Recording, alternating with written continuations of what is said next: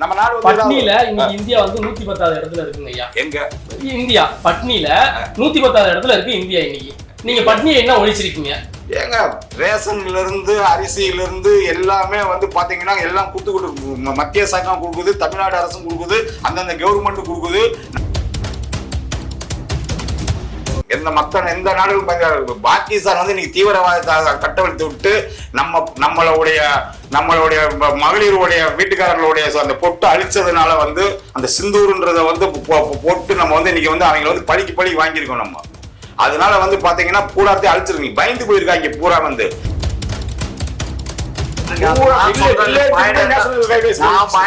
சொல்றேன், நிதின் கட்கரி வந்ததுக்கு அப்புறம் டோல்கேட்டை போட்டு கொள்ளையடிக்கிறீங்க, டோல்கேட்ல கொள்ளையடிக்கிறதா உங்க கொள்கை. வேற என்ன கொள்கை?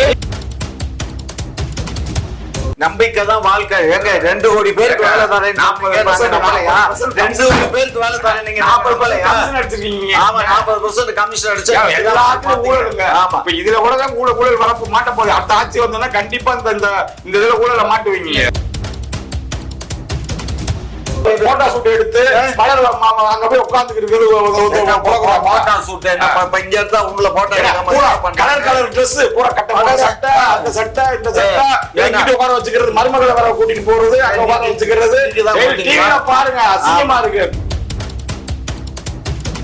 கற்பழிப்பு, போதைப்பொருள், கஞ்சா பூரா வந்து போதை மாநிலமா மாறிட்டு இருக்குங்க தமிழ்நாடு. அதை கண்ட்ரோல் பண்றதுங்க விட்டுட்டு நீங்க போய் சுற்றுலா தலத்துக்கு போய் வந்து சுற்றுலா பண்ணிட்டு இருக்கீங்க. தமிழ்நாடு என்ன ஒரு முதலமைச்சர் அதை ஆரம்பிச்சு மருமகளை வர உட்கார வச்சுக்கிட்டு அப்புறம் அவர் எந்திரிச்சு சொன்னா மந்திரிகளா வாங்கப்பா நீங்களும் வந்து உட்காருங்கப்பா அப்படின்னு உட்கார வச்சு. ஏங்க இதெல்லாம் வந்து ஒரு சினிமா ஷூட்டிங் எடுக்கிற ஆளு செய்த வேலைங்க. ஒரு முதலமைச்சர் கேஸ் நடந்துகிட்டு இருக்கு இங்க வந்து தமிழ்நாட்டுல. அதெல்லாம் நீங்க விட்டுட்டு நீங்க பாட்டுக்கு போவீங்க, கொடநாட்டுல போயிட்டு உள்ள ஊட்டியில போயிட்டு ஜாலியா சுத்துறதுக்கு அவங்க முதலமைச்சர் மக்கள் ஓட்டு போட்டு தேர்ந்தெடுத்திருக்கோம் நாங்க. இந்தி கத்துக்கிட்டா வேலை கிடைக்கும் அப்படின்னீங்க. இப்ப இந்தி கத்த மாநிலங்களை எத்தனை மாநிலங்கள் வந்து தன்னிறைவை உயர்ந்திருக்குது, தன்னிறைவை அடைஞ்சிருக்கு? ஒரு மாநிலத்தை சொல்லுங்க. ஏங்க இந்தின்றது வந்து மொழி வந்து யார் வேணாலும் கத்துக்கலாம் வச்சுக்கலாம். வந்து நாங்க அதை திணிப்பு எல்லாம் கிடையாது. இந்தி மொழியை திணிக்க சொல்லல யாருமே. இந்த மொழியை கத்துக்கிட்டாதான் கும்முடி பூண்டிய தாண்டிய சாயா அப்படின்னு சொல்லிட்டு வந்து நீங்க வந்து என்ன கூடி போய் தண்ணின்னு பானின்னு கேட்காம அவங்க வந்து என்ன ஒண்ணும் தெரியலன்னு வைங்க, ஒரு மொழி கத்துக்கலைன்னு வைங்க, இந்தியா அப்புறம் போக முடியாது. நீங்க கண்டிப்பாங்க விருப்பப்பட்டா கத்துப்போம். நீங்க இந்த மொழியை கத்துக்கிட்டாதான் உங்களுக்கு நான் பணம் கொடுப்பேன் அப்படின்றது எந்த அப்படியெல்லாம் நாங்க உண்மை சொல்லவே இல்லை. அது பொய் பிரச்சாரம் பண்ணிட்டு இருக்காங்க திமுக காரங்க ஃபுல்லாவே. இந்தியாவில தமிழ்நாட்டுல வந்து நாங்க இந்த மொழியை கத்துக்கிட்டா எந்த மொழியை நீங்க கத்துக்கங்க அப்படின்னு சொல்லிட்டு நாங்க உங்களுக்கு பணம் கொடுக்குறோம். நீங்க வந்து கேரளா மொழியை கத்துக்கங்க, கர்நாடகா மொழியை கத்துக்கங்க, தமிழ் மொழியை கத்துக்கங்க, எல்லா மொழியும் கத்துக்கங்கன்னு சொல்லிட்டு நாங்க சொல்றோம். இவங்க வந்து ஹிந்தி எதிர்ப்புன்னு சொல்லி ஒரு நாடகம் அந்த காலத்துல இருந்து கருணாநிதி காலத்துல இருந்தே அதை வச்சு பொழப்பு நடத்திக்கிட்டு இருக்காங்க. இவங்க வந்து அரசியல் நடத்திக்கிட்டு இருக்காங்க. அரசியல் நடத்தி தான் இப்ப வந்து இந்த மாதிரி நம்ம தமிழ்நாடு இப்படி இருக்கு. எந்த இதுமே முன்னேறாம இந்த மொழியும் கத்துக்கிறாம. அதுதான் இப்ப பிஜேபி ஆளக்கூடிய மாநிலங்கள் எந்த மாநிலம் வளர்ந்திருக்கு, எந்த மாநிலம் வல்லரசு அடைஞ்சிருக்கு? குஜராத் இருந்து மகாராஷ்டிரா வளர்ந்திருக்கு, ஊபி வளர்ந்திருக்கு. எல்லா இளைஞர்களுக்கு எல்லா சில மாநிலங்கள் வளர்ந்த மாநிலங்கள்ல நீங்க வேலை வாய்ப்பு கொடுத்துட்டீங்க. எல்லா மாநிலத்துக்கும் வேலை வாய்ப்பு பறந்துருக்குதானா இந்தியா வந்து வல்லரசு ஆக போது. இந்தியாவை வந்து உலக நாடுகளை போட்டிட்டு இருக்காங்க. நீங்க என்ன பாகிஸ்தான் மாதிரி நம்ம வந்து 3 வேளை சாப்பிடாம இருக்கோம்? நம்ம இல்ல ஒரு இளைஞர் வந்து 3 வேளை சாப்பிடலங்க, ஒரு ஏழை குடும்பம் வந்து ஒரு 3 வேளை சாப்பிடாம இருக்கோம். நம்ம நாடு பட்னியில இன்னைக்கு இந்தியா வந்து 110வது இடத்துல இருக்குங்க ஐயா. எங்க இந்தியா பட்னியில 110வது இடத்துல இருக்கு இந்தியா இன்னைக்கு. நீங்க பட்னியை என்ன ஒழிச்சிருக்கீங்க? ஏங்க ரேஷன்ல இருந்து அரிசியில இருந்து எல்லாமே வந்து பாத்தீங்கன்னா எல்லாம் கொடுத்து மத்திய அரசாங்கம் கொடுக்குது, தமிழ்நாடு அரசும் கொடுக்குது, அந்தந்த கவர்மெண்ட் கொடுக்குது. நம்ம கிட்ட வந்து ஸ்டாக் வந்து அதிகமான ஃபுட்டு வந்து நம்ம வந்து வச்சுக்கிட்டு இருக்கோம். நம்ம யார்கிட்டையும் வந்து அந்த காலத்து மாதிரி காங்கிரஸ் ஆட்சியில மாதிரி கையேந்தி நிக்கல, போய் அமெரிக்காவுக்கு கோதுமை கொடுன்னு கேட்கல, இல்ல சைனால போய் கேட்கல, நம்ம வந்து வெளிநாடுல போய் கேட்கல. இன்னைக்கு வந்து நம்ம வந்து எல்லா விவசாயத்திலையும் சரி அக்ரிகல்ச்சர்லையும் சரி எல்லாத்தையும் நம்ம வந்து எல்லாம் இந்தியா வந்து முன்னோடியா இருக்கு எல்லாத்தையும். அப்ப எப்படி போய் பட்னியா இருக்குன்னு 700 பேர் டெல்லியில 700 பேர், ஒரு ஆள் 2 ஆள் இல்ல, ஓராண்டு காலமா போராட்டம் பண்ணி 700 பேர் செத்து போயிட்டான் ரோட்ல உட்காந்து. அத போய் விவசாயிகள் போராட்டம், அந்த விவசாயிகள் போராட்டம் 700 பேர் பொண்டாட்டிய புறம் தாளுக. அத போய் இந்த பிரதமரோ உள்துறையோ போய் பார்க்கல. இங்க ஒரு 26 பேர் செத்து போயிட்டான்னு உடனே இன்னொரு நாட்டு மேல நீ படையெடுத்து போற. எந்த வழியில இது நியாயம்? அப்படி எல்லாம் படையெடுக்க கூட தப்புன்னு சொன்னீங்க. நீங்க படையெடுத்து தப்புன்னு சொல்ல. இந்த பெண்களுக்கு என்ன உதவி பண்ணீங்க? இந்த 700 சொச்சம் பெண்கள் இறந்தாங்களே, ஆண்கள் இறந்தாங்களே, அவங்க என்ன பண்ணீங்க? சட்டத்தை வந்து வித்ரா பண்ணிட்டு, சட்டத்தை வித்ரா பண்ணா போதும். அது முதல்ல பண்ணிட்டு இந்த சாவு வந்திருக்காது இல்ல.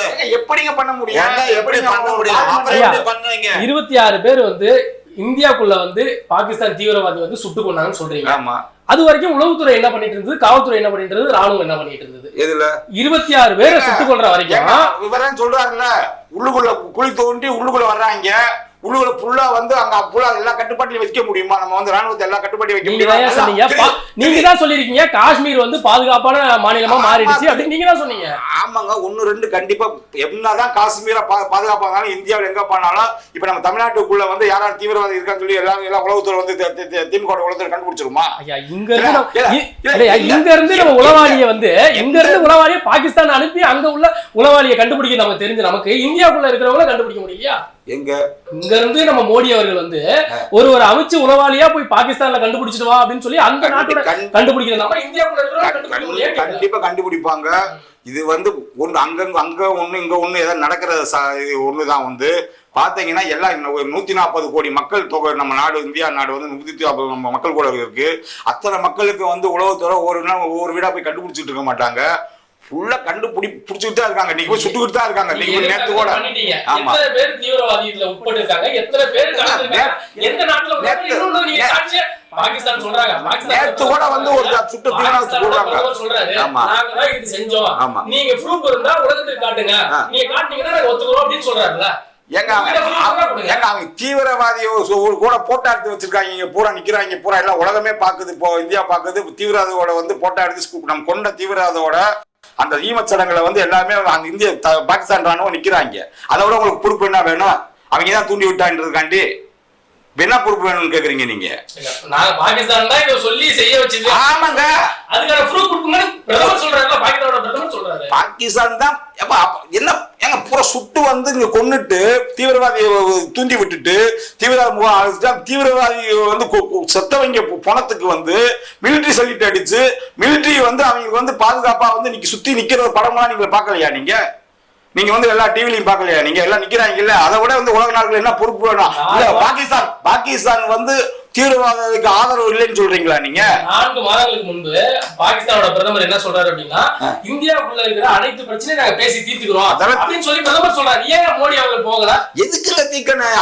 அவங்க யாருங்க நம்மள போய் தீக்கிறது? நம்ம அந்த காலத்துல இருந்து வந்து பூரா வந்து அவங்க பூரா டெரரிஸ்ட் அனுப்புவாங்க, இல்ல காஷ்மீரை வந்து பிடிப்பாங்க, பூரா வந்து நம்மளுக்கு வந்து தொல்லை கொடுத்துக்கிட்டே இருப்பாங்க, நம்ம சோல்ஜர்ஸை சுடுவாங்க, எல்லாம் பண்ணுவாங்க. பண்ணும்போது நம்ம வந்து நம்ம அவங்களோட பேச்சுவார்த்தை எதுக்கு நடத்தணும்? நம்ம பாஜகவுக்கு பாகிஸ்தான் தான் அரசியல், வேற எதுவும் அரசியல் இல்ல. பாஜக எதுங்க பாகிஸ்தான் அரசியல்? நம்ம வந்து அவன் வந்து ஒரு தீவிரவாதி கண்ட்ரிங்க. அது பாகிஸ்தான் ஒரு தீவிரவாத கண்ட்ரி, தீவிரவாத ஊக்குவிக்கிற கண்ட்ரி. உலக நாடுகளே சொல்லியிருக்காங்க. அங்கேயே ஒபாமாவே வந்து அமெரிக்காவே அங்க தீவிரவாதத்தை அங்க வந்து சுட்டு கொண்டிருக்காங்க ஃபுல்லாவே வந்து. இப்ப இப்படி இருக்கும்போது பாத்தீங்கன்னா எப்படி வந்து பாகிஸ்தான் வந்து நம்ம வந்து உறவாட முடியுமா? நம்ம அவங்களோட போய் 26 பேரை நம்ம கொண்டிருக்காங்க. நம்மள 26 பேர் மட்டும் கிடையாது, பல பேர் கொண்டிருக்காங்க. அதுதான் இங்க கோவம் வந்த மோடிக்கு ஏன் இலங்கை மேல கோவம் வரல அப்படின்னு கேக்குறாங்க. சார் இலங்கை நாங்க இல்ல சார், அப்ப வந்து கொன்ன போது இப்போ நடக்கிற பிரச்சனைக்கு எப்ப பிரச்சனைக்கு தலையெடுத்தா இருக்கான். இப்ப பிரச்சனைக்கு மோடி நேரா போறாரு, வெளியுறவுத்துறை அமைச்சர் நேரா பேசிட்டு இருக்காங்க. இன்னைக்கு வந்து சுகமா நடந்துகிட்டு இருக்கு. போட்டெல்லாம் வெளியே அனுப்புறாங்க. ஐயாவே சொல்றாரு, ஒரு ஃபுல்லாவே வந்து அங்கெல்லாம் 9 பேர் வெளியே விட்டாங்க, போட்டெல்லாம் வந்து ரிலீஸ் பண்ணிட்டாங்கன்னு சொல்றாரு. அப்படின்ற பட்சத்துல இன்னைக்கு வந்து சுகமா வந்து இலங்கைக்கு நம்ம உதவி பண்ணிட்டு இருக்குங்க.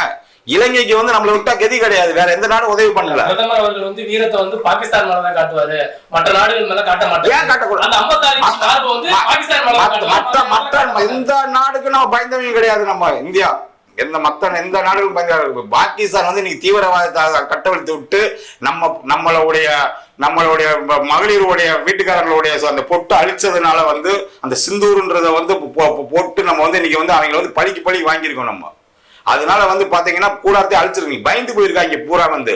நம்ம வந்து அவங்க மேல வந்து இன்னும் ராணுவ தாக்குதல் பண்ணோம்னா நேரம் இது கிடையாது.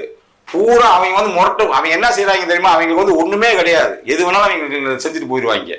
நம்ம தான் வந்து 2 லட்சம் கோடி எத்தனை கோடி நம்ம வந்து ஒரு ராணுவத்துக்கு நம்ம செலவு பண்ணி அதை வந்து அவங்களுக்கு போர் தொடுத்து எல்லாம் பண்ணணும்னா நம்ம காசு தான் அழியும்.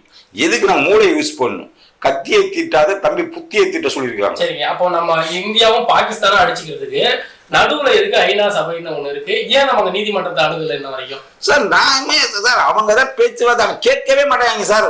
சார் ட்ரம்ப் பேசியிருப்பாரு, அதுக்கு முன்னாடி பிரசிடென்ட் எல்லாம் பேசியிருப்பாங்க. அவங்க உலக நாடுகள்ல எந்த நாடுகள எந்த பேச்சு வந்து பாகிஸ்தான் கேட்டிருக்காங்க சொல்லுங்க பார்ப்போம். உலக நாடுகள் ஃபுல்லா வந்து தீவிரவாதத்தை வளர்த்து வச்சிருக்காங்க சார். உலக நாடுகளை பூரா தீவிரத்தை வளர்த்து பாகிஸ்தானே ஒரு தீவிரவாதி நாடு, அதுக்குள்ளேயே வந்து ராணுவமே வந்து தீவிரவாதிகளை வந்து வளர்த்து விட்டு அவங்க எல்லா நாடுகளுக்கும் சப்ளை பண்றாங்க ஃபுல்லாவே. அதனாலதான் உலக நாடுகள் பூரா என்ன சொல்லுது, பாகிஸ்தானை கண்டா வந்து ரொம்ப பிடிக்காம இருக்கு. இப்ப துருக்கி இந்த சைனாக்காரங்க வந்து இந்த இதை வந்து ஆயுதங்களை வந்து சப்ளை பண்றதுனால அங்க பிசினஸ்ன்றதுனால அவங்களுக்கு வந்து உதவி பண்ணிட்டு இருக்காங்க ஃபுல்லா. அந்த துருக்கியும் நம்ம வந்து இப்ப நம்ம பொருள்லாம் வாங்கக்கூடாதுன்னு நம்ம நிப்பாட்டிட்டோம். நம்ம பாகிஸ்தான்ல இருந்து எந்த பொருளும் வாங்கக்கூடாதுன்னு நம்ம நிப்பாட்டிட்டோம். நம்ம ஃபுல்லாவே வந்து உலக நாடுகள் போல எந்த நாடு வந்து பாகிஸ்தானுக்கு பிடிக்குதுன்னு சொல்றீங்க? தீவிரவாதிகள் யாராவது பிடிக்குமா? அதாவது சொல்லுங்க பாப்போம். இது விதி 370 எதுக்குங்கய்யா அந்த அந்தஸ்தை நீங்க அவங்ககிட்ட பறிச்சீங்க? காஷ்மீர்ல 370 ஏங்க நீங்க போய் அங்க போய் சொத்து வாங்க முடியாது. ஒரு இந்தியாக்குள்ள இருக்கீங்க, காமன் சிவில் கோடு. நம்ம வந்து ஒரு இந்திய நாடு, ஒரு காமனா இருக்கோம். நம்ம அங்க போய் ஒரு சொத்து வாங்க கூடாது, அங்க போய் நீங்க ஒரு தொழில் பண்ண முடியாது, அங்க போய் சமத்துவம் சகோதரமா இருக்க முடியாது. அப்படின்னும் போது அப்ப என்ன நம்ம வந்து பிரிவினையா? நம்ம தான் பிரிவினை படுத்தி வச்சிருக்கோம் 370 ஒரு போர்ல. இப்ப அந்த 370 எடுத்துட்டு காஷ்மீர்ல மட்டும் தான் 370 இருக்குங்களா? ஆமா, மத்த மாநிலங்கள்ல காஷ்மீர்ல தான் இருக்கு, மத்த மாநிலங்களே இருக்கு. எங்க மகாராஷ்டிராவில் இருக்கு, பாண்டிச்சேரியில இருக்கு, அங்கேயே இருக்கு. அதையும் எடுங்க. எதுங்க மெயினா வந்து 370 வந்து அங்க காஷ்மீர்ல தாங்க இருக்கு. காஷ்மீர்ல இப்ப எடுத்ததுனால தான் இப்ப வந்து நம்ம டூரிஸ்ட் பிளேஸ் போறோம். நம்ம அங்க தொழில் தொடங்கலாம். நீங்க இப்ப வந்து அங்க போய் நம்ம தமிழ்நாட்டுக்காரங்க பூரா போற அங்க போய் படிக்கிறாங்க, அந்த பிள்ளைகள் எல்லாம் போய் படிக்கிறாங்க, காலேஜ் வச்சு நடத்தலாம். நீங்க கூட நடத்தலாம், போய் எல்லாமே வேலைகளும் பண்ணலாம், நம்ம எல்லா தொழிலும் பண்ணலாம். அது எடுக்கலைன்னு வைங்க, அங்க உள்ள மக்கள் தான் அங்க அவங்க பாகிஸ்தானுடைய கண்ட்ரோல், அவன் தீவிரவாதிகளும் உள்ள புகுந்து எல்லாம் பண்ணிட்டு இருந்தாங்க. இப்ப பயப்படுறாங்க. இப்ப பயப்பட அப்ப விட உள்துறை அமைச்சர் அமித்ஷா சொன்னதுக்கு அப்புறம், காஷ்மீர் பாதுகாப்பா இருக்குன்னு சொன்னதுக்கு அப்புறம், சுற்றுலா பயணிகள் போலாம் சொன்னதுக்கு அப்புறம் இப்பவும் அந்த 99% 1% தாங்க நடந்திருக்கு ஒழிஞ்சு 99% இப்ப வந்து அமைதியான காஷ்மீரா தாங்க இருக்கு. இப்ப பூரா பயந்துட்டு தாங்க இருக்காங்க பூராமே வந்து அங்க உள்ள பாகிஸ்தானுடைய தீவிரவாதிகள் அங்க உள்ள போறதுக்கு பயப்படுறாங்க. பாஜக ஆட்சி அமைச்சு வந்து மத்தியில 2 ஆண்டுகள் ஆகுது. இதுவரையில இந்தியாவுக்கான நலத்திட்டங்கள் என்னென்ன நீங்க செஞ்சிருக்கீங்க சார்? இன்னைக்கு வந்து பொருளாதாரத்துல வந்து முன்னேறதுன்னா பாஜக ஆட்சி வந்ததுல வந்து பாத்தீங்கன்னா இன்னைக்கு ரோடு வந்து 4 வழிச்சாலை 8 வழிச்சாலையா இருக்கு. ஏர்போர்ட் பூரா நம்ம பண்ணிருக்கோம். ஏர்போர்ட் பண்ணிருக்கோம். இன்னைக்கு வந்து நம்ம வந்து நாற்கரை சாலை திட்டம் நாங்க வந்து நரசிம்மராவ் காலத்துல நரசிம்மராவ் இல்ல வாஜ்பாய் சார், வாஜ்பாய் வந்து வாஜ்பாய் காலத்துல பிஜேபி ஆட்சியில வாஜ்பாய் எல்லாத்தையும் போடு பாருங்க. வாஜ்பாய் சாலையில தான் எல்லாமே பாருங்க. நான் சொல்றது கேளுங்க. நரசிம்மராவ் காலத்துல ஆரம்பிச்சது, அதுக்கப்புறம் தங்க நாற்கரை சாலைன்னு வாஜ்பாய் காலத்துல கந்தூரி தான் வந்து அதனுடைய 8 வழிச்சாலை ஆயிருக்கு சார். 8 வழிச்சாலை காலத்திலேயே பண்ணது எப்பா? அதுக்கப்புறம் வந்த காங்கிரஸ் 10 ஆண்டு காலம் ஆண்ட போது மன்மோகன் சிங் ஆட்சி காலத்துல ஒரு நாளைக்கு 750 கிலோமீட்டர் போட்டோம். ஒரு நாளைக்கு 750 கிலோமீட்டர் வந்து NH ரோடு, அதாவது 8 வழிச்சாலை அன்னைக்கு போட்டது யாரு? காங்கிரஸ். அதுக்கப்புறம் யார் போட்டது? அதுக்கப்புறம் ஒரு நாளைக்கு நீங்க எத்தனை கிலோமீட்டர் போடுறீங்க சொல்லுங்க? 850 கிலோமீட்டர். நிதின் கட்காரி வந்து வந்த பிறகு இப்ப வந்த பாருங்க, சொல்றேன். நிதின் கட்கரி வந்ததுக்கு அப்புறம் டோல்கேட்டை போட்டு கொள்ளையடிக்கிறீங்க. டோல்கேட்ல கொள்ளையடிக்கிறீங்க. கொள்ளையடிக்கிறதா உங்க கொள்கை. வேற என்ன கொள்கை? நிதியமைச்சர் நிர்மலா சீதாராமன் அவங்க சொல்றாங்க, நீங்க சென்னை வடிகால் வாரியத்துக்கு 4000 கோடி ஒதுக்கிருக்கீங்க, அதுல வந்து 90% வேலை முடிஞ்சிருச்சு அப்படின்னு நீங்க சொன்னீங்க. மழை வந்ததுக்கு அப்புறம் நீங்க என்ன சொல்றீங்க அப்படின்னா 40% தான் அதுல வேலை முடிஞ்சிருக்கு அப்படின்னு சொல்லி முதல்வர் சொல்றாரு அப்படின்னு சொல்றாங்க. கண்ணே, எங்களுக்கு வந்து வேலைகள் வந்து துரிதமா தான் நடந்துச்சு. 4000 கோடி இவங்க இந்த 4000 கோடி நம்ம கடன் வாங்கியிருக்கோம். 4000 கோடி ரோடு பூரா பாருங்க சார். இன்னைக்கு வடிகால் தோண்டி போட்டுருக்காங்க. இருங்க சார், 4000 கோடி நம்ம கடன் வாங்கல, கடன் வாங்கியிருக்கோம். இவங்க ஒன்றிய அரசு ஒண்ணுக்கு நம்ம கலட்டல. இந்த கடனை வாங்கி என்ன பண்ணிருக்கோம்னா, நம்ம வந்து அங்கங்க வந்து இப்ப எல்லா லைனும் நம்ம ட்ரன்ச் கட்டிட்டோம். கட்டி எல்லாம் ஓரளவுக்கு வந்து இப்ப கூவத்துல கொண்டு போய் தண்ணியை கடத்திட்டு இருக்கோம். ஒண்ணுமே நடக்கல. சும்மா இருங்க சார், நம்ம இதுல கொண்டு போய் கடத்துறோம். எங்க நம்ம வந்து ஆத்துல இப்ப 2 வேலை நடந்திருக்கு. இதுல வந்து இப்ப இந்த எங்க பாத்தீங்கன்னாலும் நமக்கு வந்து இப்ப மெட்ரோ ட்ரெயின் ஒர்க் நடக்குது. இந்த மெட்ரோ ட்ரெயின் ஒர்க் நடக்கிறதுனால அதை கிராஸ் பண்ணி அதை கொண்டு ஜாயின் பண்ண முடியல. எதை கொண்டு ஜாயின் பண்ண முடியல? இப்போ ஒன்று நடக்கணும், சந்திரபவன் ஹோட்டல் வள்ளியும் வந்து அங்கே அந்த ஏரியா ஃபுல்லாக வந்துருச்சு. அது வந்து இந்த ரோடை கிராஸ் பண்ணி அங்கே ஒரு சேனல் போகுது, அதில் கொண்டு வந்து கனெக்ட் பண்ணி அனுப்பணும், முடியல. அப்ப என்ன ஆகுது, சேனல் கட்டியும் அந்த தண்ணி போலைன்னா அதுக்கு என்ன ஏங்க நம்ம ரோட கிராஸ் பண்ண முடியல. எல்லா இடத்துலயும் பார்த்தா முன்னாடி இருந்தது காட்டில் இப்ப தண்ணி வந்துச்சுன்னா நடக்கவே சொல்றத கொஞ்சம் பொறுமையா கேளுங்க ஐயா. போரூர்ல இருந்து கடற்கரை நம்ம இந்த விளக்கு வெள்ளியும் எது நம்ம கடற்கரை விளக்கு இருக்கு, அந்த விளக்கு அது வெள்ளியுமே ஒர்க் நடந்துகிட்டு இருக்கு. அதனால இந்த பக்கம் இருக்கிறது அந்த பக்கம் போக முடியாது, அந்த பக்கம் இருக்கிறது இந்த பக்கம் போக முடியாது. அதே மாதிரி இப்ப இந்த காந்தி இர்வின் ரோடு இருக்குது இல்ல, இந்த நுங்கம்பாக்கம், இது அந்த பூந்தமல்லியில இருந்து அந்த ரோடு வருது, இது இந்த பக்கம் முடியல. அதுக்கு மாதிரி இந்த பக்கம் இருந்து இந்த பக்கம் எங்க போகுது, நம்ம திருவொற்றியூர் தாண்டி போகுது. சோ இந்த இதனால இப்ப நமக்கு இது இடையூறா இருக்கிற காரணத்தினால நமக்கு வந்து தண்ணி வந்து டக்குன்னு உள்ள போறதுக்கு இழுக்கிறதுக்கு சான்சஸ் இல்ல. மெட்ரோ ட்ரெயின் எல்லாம் முடிஞ்சு இந்த கனெக்ஷன் எல்லாம் நம்ம சரியா வரும். நம்ம அப்ப தோண்டி தோண்டி போட்டுருக்கீங்க, தோண்டி தோண்டி போட்டு மண்ணை கூட போட முடியல, ரோட்ல கார் போக முடியல, வண்டி போட முடியல, பொதுமக்கள் எவ்வளவு இடங்கள் பண்ணிட்டு இருக்கீங்க. அதனால இது வந்து இது முடிஞ்ச உடனே அதுக்கப்புறம் எல்லாமே சரியா வரும், எல்லாம் சரியா நடக்கும். சரியா நடக்கும். நம்பிக்கை தான் வாழ்க்கை. ஏங்க 2 கோடி பேருக்கு வேலை தரேன், 2 கோடி பேருக்கு வேலை தரேன், நீங்க 40% அடிச்சிருக்கீங்க. ஆமா 40% கமிஷன் அடிச்சு எல்லாத்துக்கும் ஊழலுங்க. ஆமா இப்ப இதுல கூட தான் ஊழல் வரப்ப மாட்ட போகுது. அடுத்த ஆட்சி வந்தோம்னா கண்டிப்பா இந்த இதுல ஊழல மாட்டுவீங்க. முதல்வர் என்ன சொல்றாரு அப்படின்னா 2026ல இல்ல 31 நாங்க தான் வருவோம், 36 வருவாங்க. இப்ப உள்ள மக்களுக்கான ஆட்சி, மக்களுடைய சேவையே மகிழ்ச்சி பேரறிஞர் அண்ணா சொன்னாங்க. அந்த மாதிரி இப்ப மக்களுடைய சேவையை நாங்க முன்னெடுத்து நாங்க ஆண்டுகிட்டு இருக்கோம். மக்கள் எங்கள் மீது ரொம்ப நம்பிக்கை வச்சிருக்காங்க. இந்த திமுக அரசு தான் மக்களுக்கு சேவை செய்யற அரசுங்கிற நம்பிக்கை வந்துருச்சு.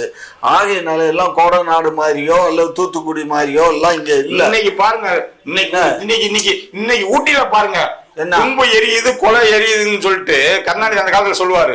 அது மாதிரி வந்து இன்னைக்கு ஊட்டியில போய் போட்டோ போஸ் கொடுத்து சினிமா ஆக்டர் மாதிரி ட்ரெஸ் போட்டுக்கிட்டு மேல உட்காந்துக்கிட்டு ஜசிங் பண்ணிக்கிட்டு இருக்காரு, போட்டோ ஷூட் எடுத்துக்கிட்டு இருக்காரு. உங்க முதலமைச்சர் மக்கள் வந்து வெயில பூரா வந்து அங்க வந்து மிலிட்டரியில வந்து அங்க வந்து போர் நடந்துகிட்டு இருக்கு. அதுக்கு வந்து இது பண்ண முடியாம சந்தோஷமா வந்து குடும்பத்தோட ஒரு முதலமைச்சர் நீங்க ரொம்ப மோடிஜி வந்து இதான் பண்ணிட்டு இருக்காரு. 24 மணி நேரம் வந்து அவர் வந்து உழைச்சிட்டு இருக்காரு. ஆமா உழைக்கிறாரு. எங்க உழைக்கிறாரு? 3 மணிக்கு எந்திரிக்கிறாரு. நாங்க எல்லாம் அதெல்லாம் சொன்னா 5 மணிக்கு ஃபைல பாக்குறாரு. அவர் சொன்னா எங்களுடைய மந்திரி மேல, பிஜேபி உடைய மந்திரி மேல ஏதாவது ஒரு ஊழல் குற்றச்சாட்டு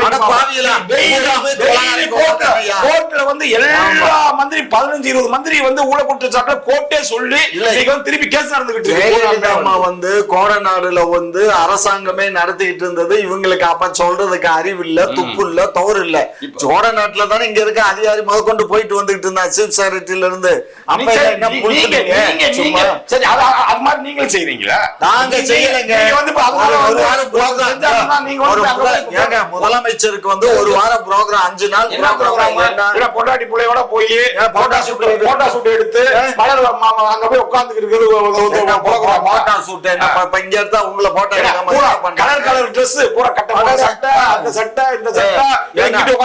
மருமகளை வர கூட்டிட்டு போறது, பாருங்க அசிங்கமா இருக்கு. மக்கள் வந்து வெயில வந்து தண்ணி இல்லாம குடத்தை வச்சுக்கிட்டு தமிழ்நாடு பூரா அலைஞ்சுக்கிட்டு இருக்கு. தண்ணி இல்லாம தமிழ்நாட்டுல தண்ணி குடி தண்ணீர் எங்கேயுமே பிரச்சனை இல்ல.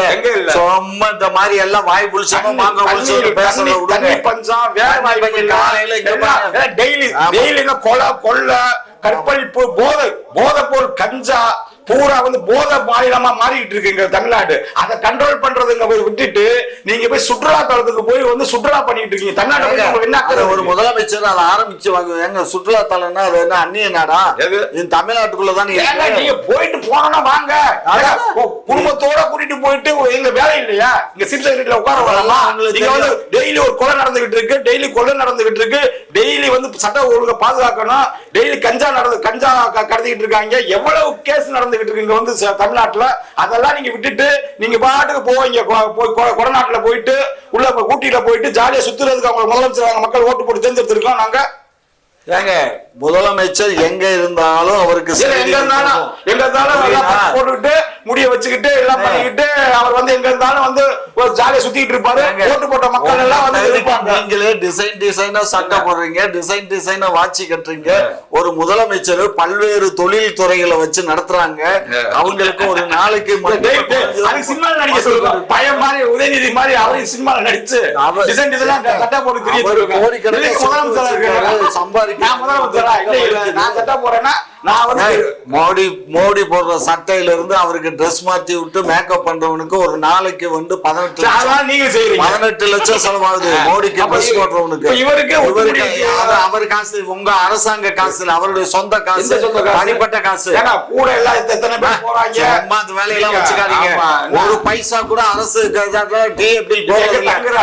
முதலமைச்சர் பில் போட்டாருன்னு சொல்லுங்க பாப்போம்.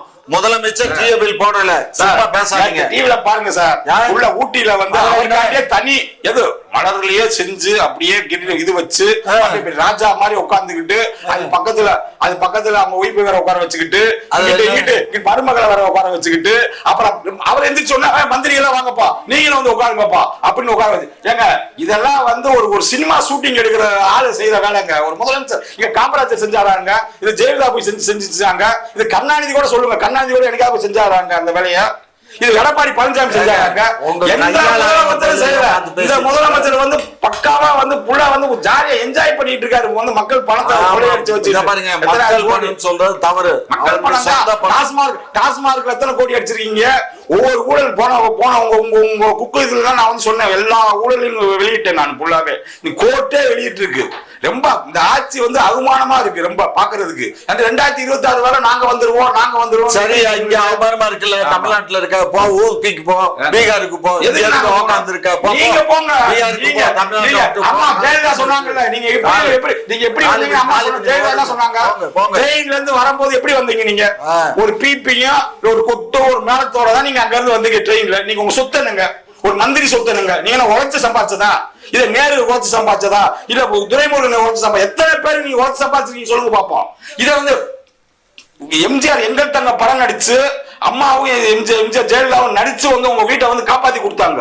அந்த காப்பாத்தி கொடுத்த வீடு தான் உங்க வீடு. இன்னைக்கு பார்த்தா ஆசியாவிலே பணக்காரங்க, முரசொலி மரம் பார்த்தா ஆசியாவிலே பைஜெட்.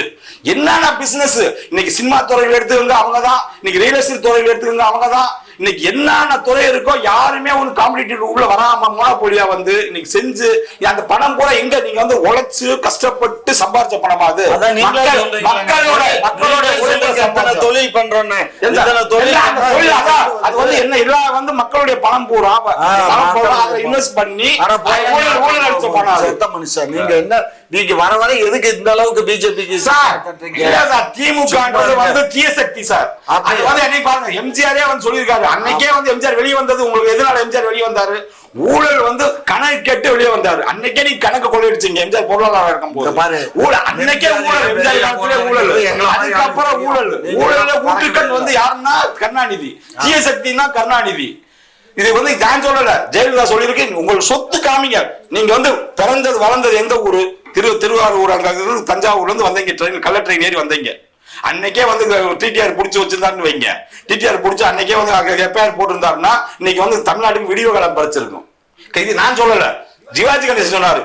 நானும் கருணாநிதியும் கள்ள ட்ரெயின்ல தான் வந்தேன்னு சொல்லிட்டு ஒரு மீட்டிங்ல சொல்றாரு. சொல்லிட்டு படுக்க இடம் கிடைக்கல, ஒண்ணும் கிடைக்கல. இன்னும் வந்து டீ கடையில வந்து அங்க சினிமா தேட்டர் சேலத்துல வந்து தேட்டர், அந்த தேட்டர் இருக்கு ஒரு தேட்டர், அங்க போய் டீ கடையில கூட இன்னைக்கு வந்து சாப்பிட்ட வடகாசு கூட அந்த தேட்டருக்கு நான் சேலத்துக்கு அடிக்கடி போகல. இன்னும் கூட அந்த கடனை கூட அடைக்கல கருணாநிதி. எப்படி வந்ததுன்னா காமராஜர் மாதிரி இருக்கணும். 150 ரூபா காமராஜர் வந்து முதலமைச்சர் சத்தம் சட்டையில வந்து 150 ரூபா இருந்துச்சு. இப்ப இவங்க சட்டையில வந்து 150 ரூபாய் இருக்கா? சட்டையில காசு இருக்காது. எங்க பைசா காசு எங்க? அவர் வந்து கரையப்படியாத காமராஜர் ஆகட்டும், எம்ஜிஆர் ஆகட்டும், எவ்வளவு பேருக்கு நன்மை செஞ்சு எவ்வளவு ட்ரெஸ் ஆரம்பிச்சு எல்லாம் பண்ணி மக்கள் வந்து எவ்வளவு பண்ணிட்டு இருக்காரு. இதே கருணாநிதி சொல்ல சொல்லுங்க, இந்த குடும்பம் சொல்ல சொல்லுங்க. இந்த குடும்பம் வந்து ஒரு ஆலமரம் மாதிரி அப்படி விரிச்சு போயிட்டு இருக்கு. விரிச்சு போய் ஊழல்ல ஊற்றுக்கண்ணாகி இன்னைக்கு வந்து இன்னைக்கு கொலை கொள்ளை இன்னைக்கு வந்து ஃபுல்லா வந்து கற்பழிப்பு, இன்னைக்கு வந்து பாலியல் பலாத்கார கோர்ட்ல கேஸ், மந்திரி பூரா வந்து எல்லாம் ஜெயில, தீகார் ஜெயில கொஞ்சம், இங்க சென்ட்ரல் ஜெயில கொஞ்சம் எல்லாம் போறாங்க. இந்த ஆட்சி 2026 இவர் தான் வக்காலத்து போட போறாரு. நான் தான் வந்து பிபிஐ கூட வந்து கண்டிக்க போறேன். 2026 யார் ஆட்சி மீண்டும் ஒரு பல்வேறு கேள்விகளோட சந்திப்போம். நன்றி, வணக்கம்.